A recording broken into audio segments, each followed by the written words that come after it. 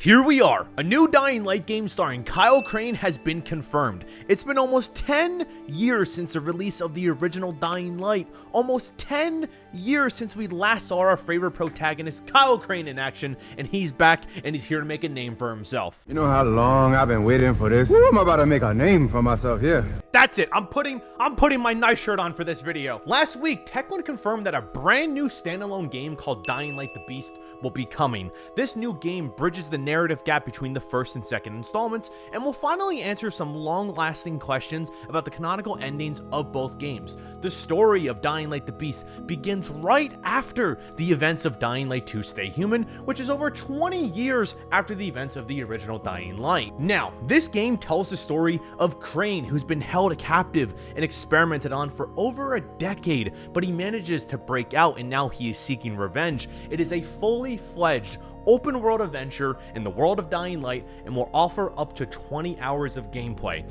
It's releasing on Xbox Series X, S, PS5, PC, and the fucking PS4 and Xbox One. Excuse me?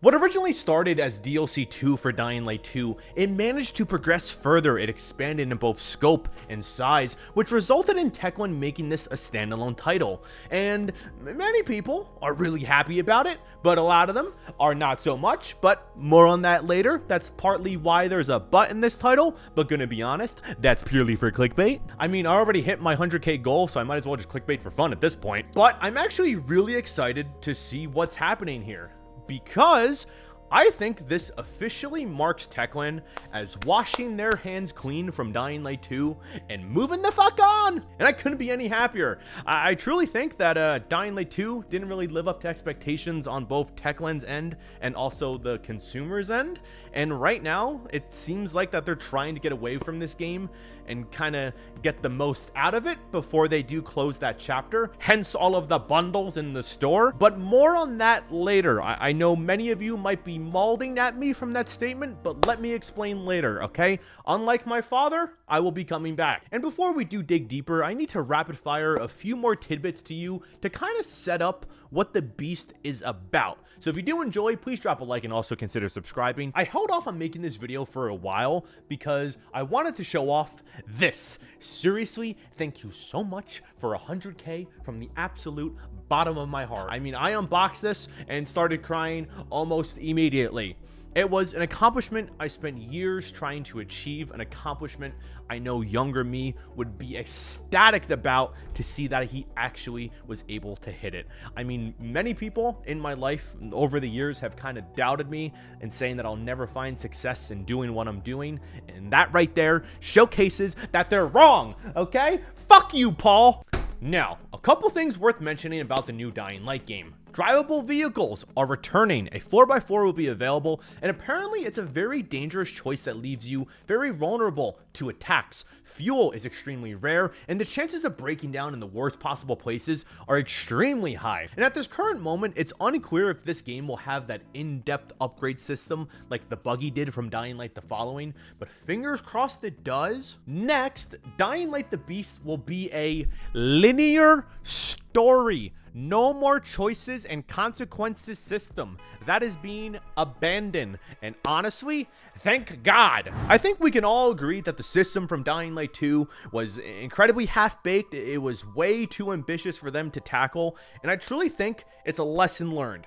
And don't get me wrong, there is no harm in testing and experimenting with different things to see what sticks. But the reality of the situation is they are reverting back to the storytelling format as seen in Dying Light 1, which is an excellent choice because instead of having all of these different branching story paths that are either unsatisfying, mediocre, or quite frankly lead to nothing at times, I think I do prefer them focusing their attention on one single storyline. Doesn't mean it's automatically going to be amazing, but there's a higher likelihood of a better story if they're not diverting all of their attention to different branching paths and the butterfly effect. Yawn. Moving on, a new skill tree will be coming that enhances Crane's beast-like abilities. So in beast mode, Crane obviously he becomes stronger, and he has special skills that are kind of new to Dying Light. For example, he can pick up stone blocks and hurl them at enemies. Crane can also perform a ground pound that sends damaging ripples through the concrete. It seems like Techland is really embracing the infection and beast and fury mode here, and they're finally delivering on what we want to see in terms of gameplay. So taking advantage of infection mode and infected abilities, that's something we really wanted to see in the base game of Dying Light 2, but it was kind of put on the back burner. I mean, some of the best gameplay moments and experiences in that story was when you're forced into beast mode, and I'm so happy that you can just trigger this whenever you please in this game. Woo! One other thing worth mentioning is the map. So there is a forest region alongside an old town area and an industrial complex set beside a rail yard. The map is comparable in size to a single region of Villador from Dying Light 2. So for me, I'm thinking it's the size of Old Villador, unless it means one of those tiny ass regions, which will be very, very small. But I think it's the former. I could be wrong there though. And lastly, they're also making upgrades to the stealth and weather system. I mean, if you watch the trailer, if you watch that announcement trailer, I probably have watched it 1,000 times. The rain in here, the weather in here, it looks very dynamic. It looks pretty good. It looks way better than anything we got in Dying Light 2. That is a major, major plus here. Now, I have to say that it seems like a lot of what we wanted in Dying Light 2 is what this game is shaping up to be. Could that be me on copium? Probably, but I truly do believe that Techland is officially cutting ties and cutting losses with Dying Light 2, and they're looking to expand the franchise beyond with spin-off titles and possibly even a third game later down the road. I personally do think that the Beast will kind of set things up for a third that will come out at some point. I think the likelihood of it coming out sooner would be if the Beast is a success.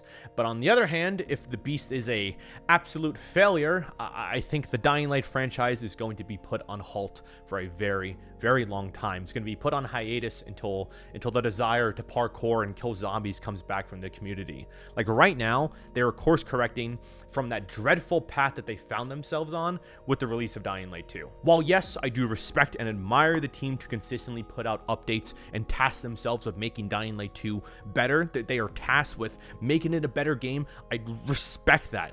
Fucking kudos to you. Incredible. But I do think it's time to move on. Like, there's only so much you can do until it's just not worth putting more time and effort into certain things. In short, it's Jover, okay? It's never been more Jover for Dying Light 2.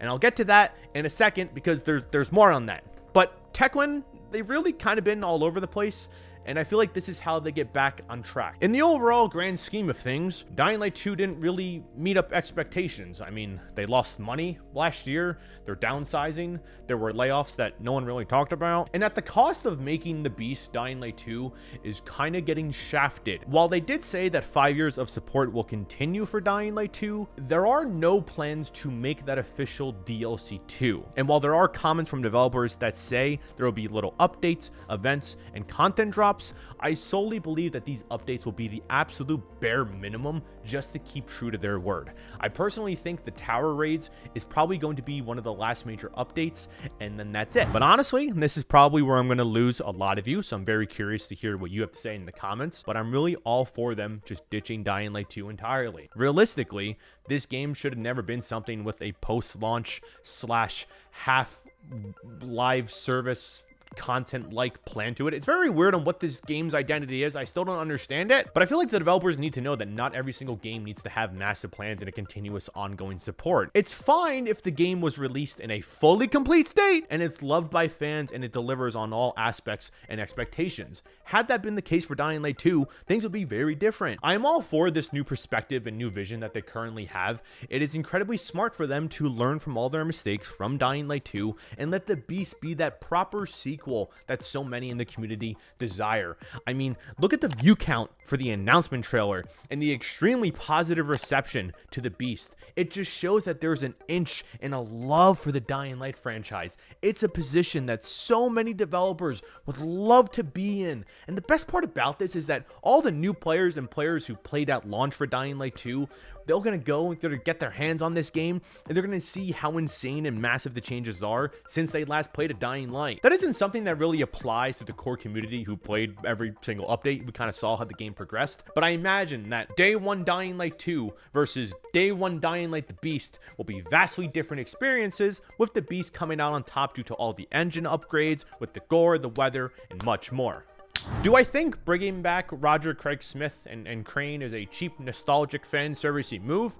Kinda, but I mean, I'm all for it. Kind of sucks that Jonah and Aiden may be getting shafted and pushed aside to praise up their new baby Kyle Crane again, but I do have a theory on that. So we do know that the Beast takes place after Dying Light 2, and it connects both of the games together, and based off of this description, it sounds like one of the villains in here is a mysterious creature that's turned the woods into its personal hunting grounds. I wonder if this is Aiden post Dying Light 2. Maybe he's fully lost himself to the infection, and that's how these two stories are connected. I mean, Aiden losing himself to his infection, it works for every single ending, by the way, and it would be a good way to retcon / course correct, considering they are now following those more linear storylines moving forward. And of course, right here we have the community manager telling us that we will find out the endings for both games. I mean, that's kind of the issue that happens when it comes to writing multiple endings and branching story paths. You never really know what pickle you wrote yourself in until it's too late and you want to expand a story forward. But I'm quite content here.